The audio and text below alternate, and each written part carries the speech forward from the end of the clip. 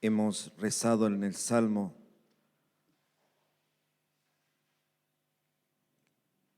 busco tu rostro, Señor, mi corazón busca tu rostro.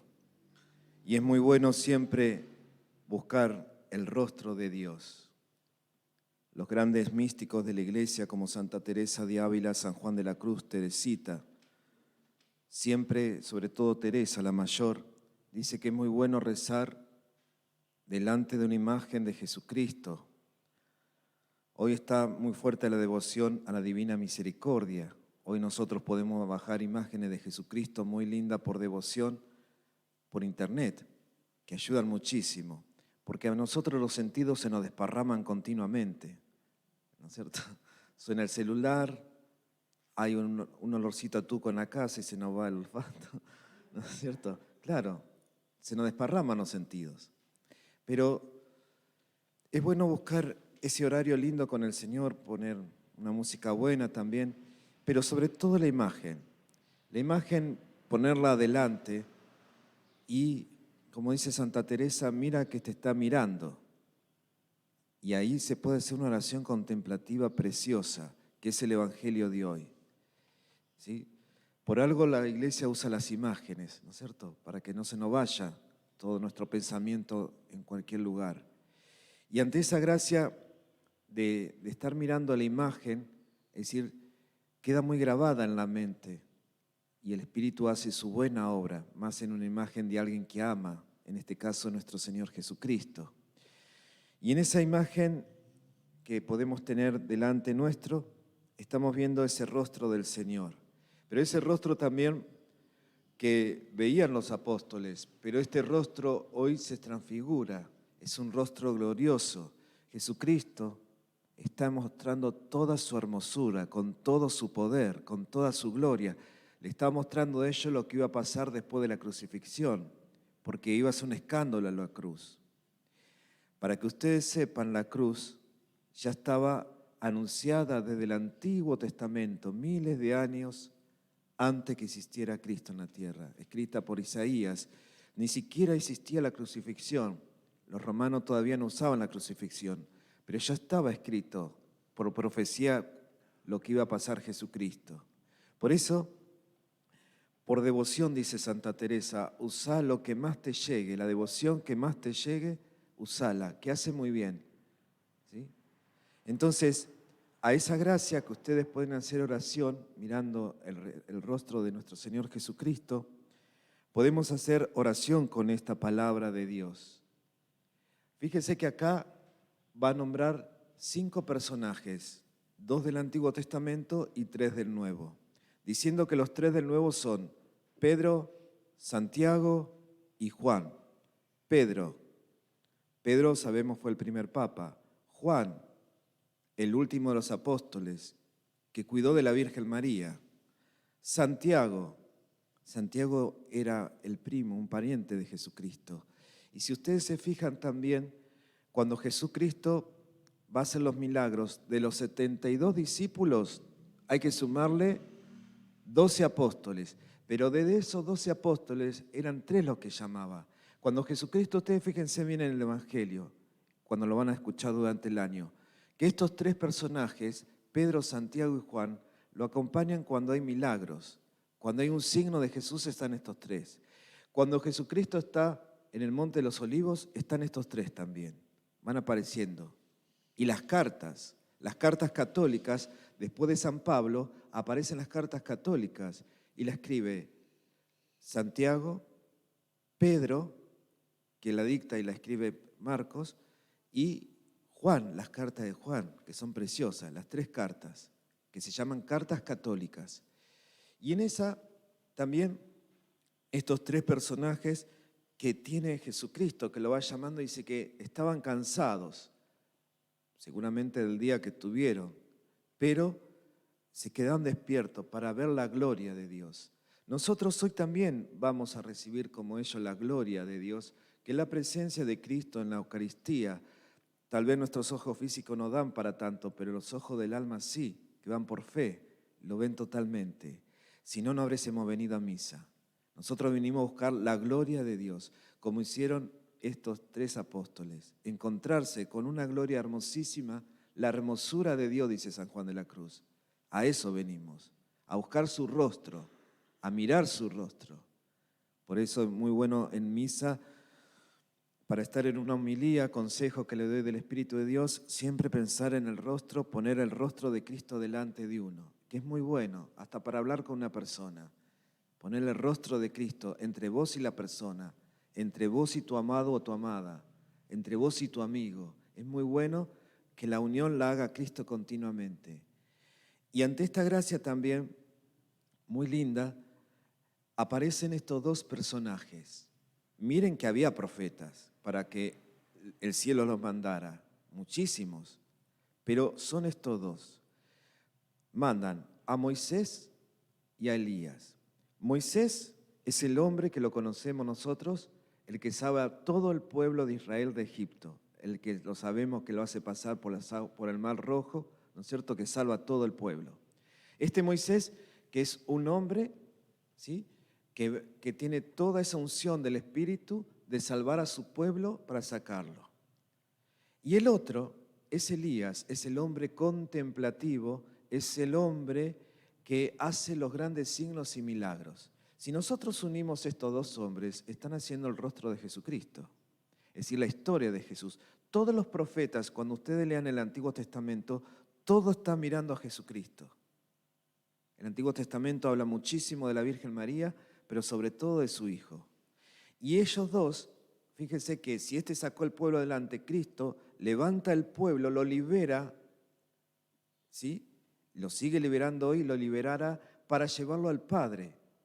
Es el nuevo Moisés, es Jesucristo. Y Elías, fíjense que si era el hombre contemplativo, Jesucristo oraba, pero también hacía los signos y milagros, como Elías, ¿se entiende? También expulsaba demonios como hacía Elías. ¿Se entiende que está todo ahí? Es decir, eran los dos personajes del Antiguo Testamento que más hacen reflejo de Jesucristo. Entonces, en esta visión que ellos tienen de Jesucristo en la gloria con estos dos hombres, ellos dos le están hablando de la pasión que tenían que pasar. Pero tenían que mostrar a Cristo glorioso, se lo tenían que mostrar así, para que el escándalo de la cruz no lo asombre a los apóstoles. Pobre, no entendían nada, es dificilísimo lo que ellos estaban mirando. Ellos caen en un éxtasis. Es decir, es difícil explicar un éxtasis, una visión del alma, pero ellos estaban en esa metida. ¿Cómo será que dice la palabra de Dios? A estos tres hombres le agarró miedo, que es natural, ¿sí? Dudan de todo lo que está pasando. Si uno lee, por ejemplo, las dudas que tuvo Bernardita cuando vio a la Virgen en Lourdes, tenía duda, los pastorcitos de Fátima, ellos tenían duda de lo que estaban viendo y miedo a la vez, porque no sabía lo que había delante de ellos. A ellos le pasó lo mismo. Entonces, ante esta profecía tan linda, Pedro dice algo muy lindo. Pedro dice, qué bien estamos aquí. Como ustedes sabrán en la misa, qué bien que estamos aquí. Estamos bien. Preparemos 3 carpas. Una para vos, Señor, otra para Elías y otra para Moisés. A ver, pueblo de Chivilcoy, ¿cuántas carpas tiene Chivilcoy? Esta, la del centro, la parroquia del centro, la parroquia de la Eucaristía, la parroquia de Cristo Obrero, la parroquia de la Virgen del Carmen, la capillita que están en la casa de las monjas y cuarta parte más está Jesucristo en la Eucaristía. Es decir, en los pueblitos alrededor. Es decir, hay más de 3 carpas en este pueblo, en esta ciudad. ¿Sí? Es decir, hagamos 3 carpas. El Señor se pasó de 3 carpas. Quiere decir que Chivilcoy está ungida por todas partes con la presencia y la gloria de Jesucristo. Está muy bendecida Chivilcoy. Y en eso tenemos que dar gracias. Y muchas gracias, no seamos sonsos. Está muy bendecida. Hay lugares que no está la Eucaristía. Y acá es por demás donde están las carpas. Que si voy acá al centro me encuentro con Jesús. Que si voy caminando para un lado lo voy a encontrar. Es decir, el amor de Dios en Chivilcoy lo está rodeando en todas las puntas. Y esas son las carpas, donde el Señor se instaló, donde el Señor se quedó. Y esa gracia también que nosotros tenemos que agradecer es la voz del Padre. Fíjese que la única que escuchó la voz del Padre fue la Santísima Virgen María, pero acá están escuchando la voz del Padre. Nosotros tenemos más suerte que los apóstoles de escuchar la voz del Padre, porque Dios Padre dice, este es mi Hijo, el elegido, escúchenlo, la fuerza de Dios Padre. En la misa, siempre pongan atención, el sacerdote no está hablando con Jesucristo, está hablando con el Padre. El sacerdote habla con Dios Padre en el nombre de Jesucristo. Fíjense cómo terminan las oraciones. Te lo pedimos por Jesucristo nuestro Señor. Fíjense que todas las oraciones, ahora cuando siga la misa, fíjense que toda es hablada a Dios Padre. Es bellísimo. ¿Por qué? Porque Jesucristo quiere que lo escuchemos y dialoguemos con Dios Padre. Y esa gracia también que el Padre está hablando del Hijo. Pero hay una persona muy importante que habla del Hijo y es el mensaje universal, es la Santísima Virgen María. La Virgen María, el mensaje evangélico es: escuchen a mi hijo y hagan todo lo que les diga. Lo que te diga mi hijo, hacelo en las bodas de Caná. Es decir, el padre y la madre están hablando del hijo. Escuchen a mi hijo. ¿Vieron? Qué impresionante y qué belleza. Dios y la Santísima Virgen María nos mandan a escuchar al Hijo. Y a eso estamos. Entonces, nosotros ante eso tenemos que darle muchísimas gracias a Dios, porque escuchamos su voz. El alma no es sonsa, dicen los santos. El alma escucha totalmente la voz de Dios. Si no, no estaríamos en misa, gente. Tal vez se quedó en casa haciendo la comida, o mirando televisión, o tomándonos mate. No, hay algo que me arrastra, que las voces del Padre que me atrajo en este momento. Es el Padre, como dice Jesucristo, que nos atrae hacia Él continuamente.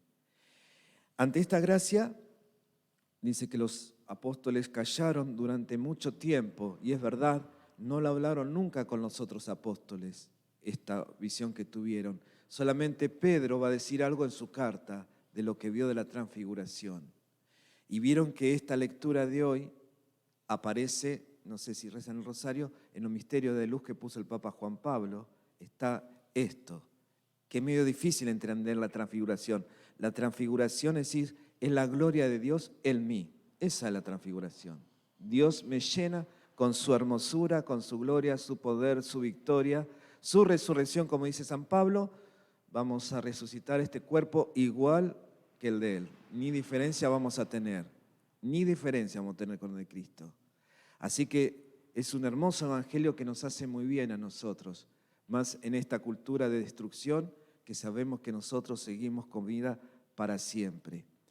Entonces sigamos celebrando la Santa Misa y bueno, el consejo que le doy, escuchen la voz del Padre, y el consejo el otro, busquen su rostro continuamente porque está dentro de ustedes. Que así sea.